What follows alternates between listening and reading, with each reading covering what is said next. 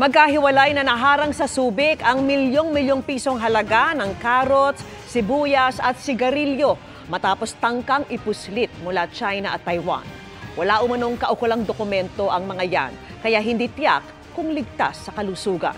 At nakatutok si Ivan Mayrina. Idineklara silang frozen fish egg balls, pero nang buksan, 144 na toneladang carrots at sibuyas sa dilaw pala ang laman ng kargamento sa Subic Bay mula China.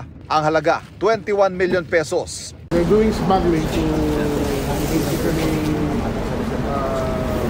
makakapit sa presyo ng Pilipinas at sa partners.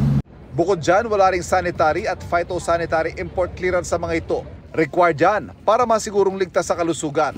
Isa sa ilalim yan sa pagsusuri para masigurong hindi tulad ng mahigit 300 na tonelada ng smuggled na gulay na nabiso ng Agriculture Department at Customs sa Navotas na lumabas sa mataas ang pesticide, heavy metal at microbial contaminants.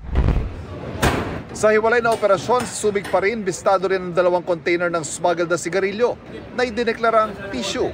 115 million pesos naman ang halaga nito. Wala ring registration at tax exemption certificates, import commodity clearance, at paso ang registration sa customs ang consignee nito.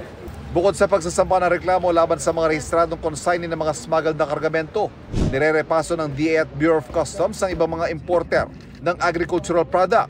Bahagi pa rin ang kanilang kampanya kontra smuggling. Para sa GMA Integrated News, Ivan Mayrina, nakatutok, 24 oras.